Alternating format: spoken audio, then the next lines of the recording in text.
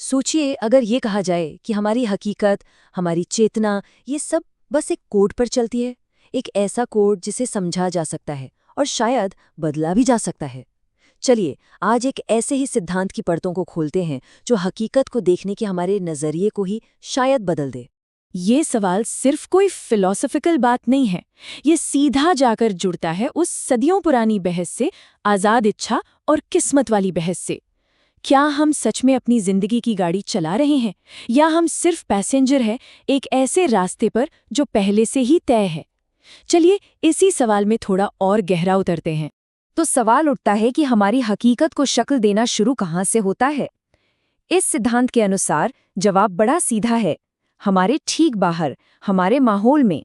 यही वो पहली और सबसे ताकतवर चीज है जो हमारी अंदर की दुनिया को बनाती है। इसको ऐसे समझ सकते हैं कि हमारा दिमाग एक ज़मीन है और हमारा माहौल मतलब हमारे दोस्त, परिवार, जो मीडिया हम देखते सुनते हैं, हमारा शहर, वो सब उस ज़मीन की मिट्टी है। अब जैसी मिट्टी होगी, विचार के बीज भी तो वैसे ही उगेंगे, है ना? इसी को सोच सामूहिक ब्लॉक का नाम देता है, यानी हमारे आसपास की हर चीज़ का एक मिला-जुला असर। और यहीं पर असली ताकत छिपी है। हो सकता है जो हमारे साथ हो रहा है उसे हम कंट्रोल ना कर पाएं, लेकिन हम उसे किस नज़र से देखते हैं ये पूरी तरह हमारे हाथ में है। एक ही सिचुएशन दो लोगों के लिए बिल्कुल अलग हो सकती है ना? और बस यही वो छोटी सी खिड़की है जहां से हम अपनी हकीकत को बदलना शुरू कर सकते हैं।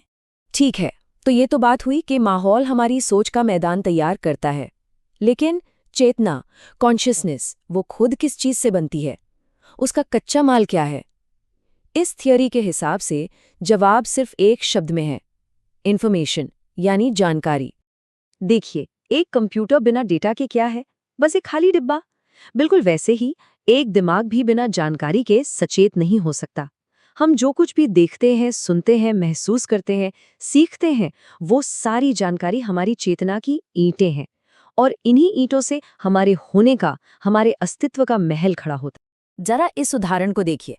जैसे ही सेब शब्द कहा जाता है, दिमाग में सिर्फ अक्षर नहीं आते, है ना? दिमाग में तो फौरन उससे जुड़ी सारी जानकारी आ जाती है। उसका लाल रंग, गोल आकार, मीठा स्वाद, ये कि वो एक फल है, ये सब कुछ। और जब ये सारी इन्फॉर्मेशन एक साथ जुड़ती है, तभी सेब का आइडिया हमारी चेतना में पैदा होता है। लेकिन आप जरा सोचिए, अगर बचपन से ही ये सारी जानकारी हटा दी जाए, तो सेब शब्द क्या होगा? वो सिर्फ एक बेमतलब की आवाज बनकर रह जाएगा। चेतना में उसके लिए कोई जगह ही नहीं होगी। मतलब बिना जानकारी के किसी कॉन्सेप्ट का होना मुमकिन ही नहीं है।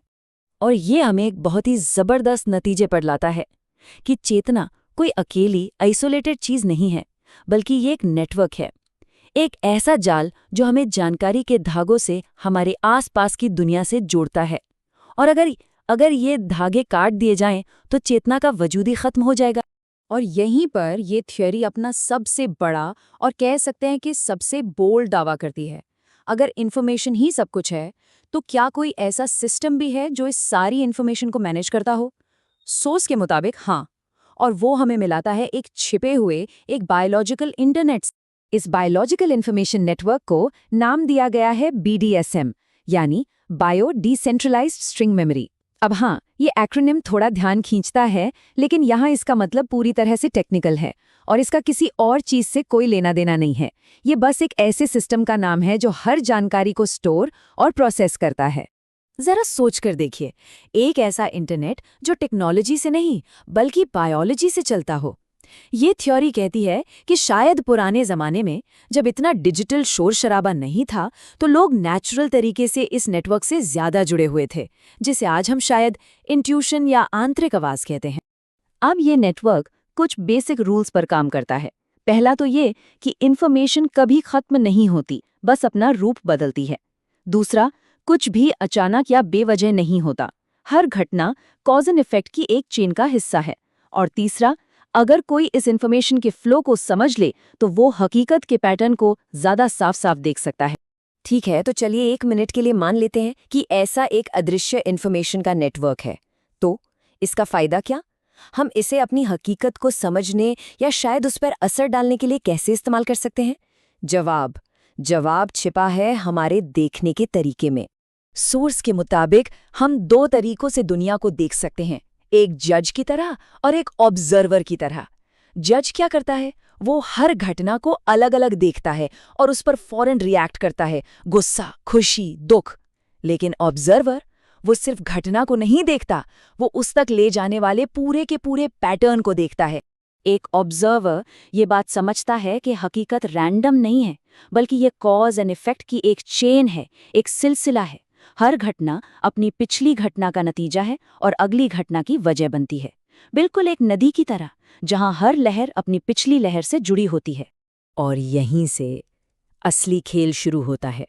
जब कोई इस पूरे सिलसिले को देख पाता है तो वो सिर्फ आखिरी नतीजे डी पर रिएक्ट नहीं करता, वो बीच के स्टेप्स बी और सी में दखल देकर आखिरी नतीजे डी को ही बदल सकता है। और ये डेटा बदलना कैसे होता है? अपनी सोच, अपने एक्शन या अपनी एनर्जी को बदलकर।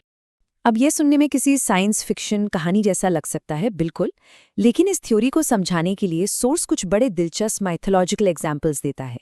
कहा जाता है कि रावण या पुराने जमाने के ऋषियों की जो शक्तियां थी, वो शायद इसी यूनिवर्सल इन्फॉर्मेशन के फ्लो यानी BDSM को समझने और उसे इस्तेमाल करने की काबिलियत से आती थी। ये सिर्फ फिजिकल ताकत नहीं थी, ये जानकारी पर, इन्फॉर्मेशन पर कंट्रोल था। चलिए, अभी तक तो हम एक इंसान के लेवल पर बात कर रहे थे, अब जरा इसी चश्मे से पूरी की पूरी सभ्यताओं को देखते हैं। क्या होगा अगर कोई पूरी की पूरी सिविलाइजेशन ही जज की तरह बर्ताव करने लगे और उस बड़े पैटर्न को देख ही ना पाए? यहाँ पर सोर्स द ग्रेट फिल्टर नाम के कॉन्सेप्ट का जिक्र करता है। द ग्रेट फिल्टर असल में एस्ट्रोनॉमी की एक थियरी है जो ये सवाल पूछती है कि भाई, इस यूनिवर्स में अरबों खरबों ग्रह हैं, फिर भी आज तक हमें कोई एलियन सिविलाइजेशन क्यों नहीं मिली? ये थियरी कहती है कि शायद जिंदगी के एवोल्यूशन के रास्ते में कोई ऐसी रुकावट, कोई ऐसा फिल्टर आता है जिसे पार करना लगभग नामुमकिन होता है। अब इसको हमारी इस BDSM वाली थ्योरी के साथ जोड़कर देखिए। क्या हो अगर द ग्रेट फिल्टर कोई बाहरी दीवार नहीं, बल्कि हमारे देखने का, हमारी धारणा का ही एक जाल हो। एक ऐसी सिचुएशन जहां एक पूरी सभ्यता ये मानकर बैठी हो कि वो बहुत तरक्की कर रही है, लेकिन असल में वो उस घटनाओं के सिलसिले को देख ही नहीं पा रहे जो उसे तबाही की तरफ ले जा रहे। तो आखिर में ये पूरा विश्लेषण हमें इसी सवाल के साथ छोड़ जाता है। हमने देखा कि कैसे हमारा माहौल हमारी सोच को बनाता है, कैसे जानकारी से चेतना बनती है और कैसे एक ऑब्जर्वर बनकर हकीकत के पैटर्न को समझा जा सकता है।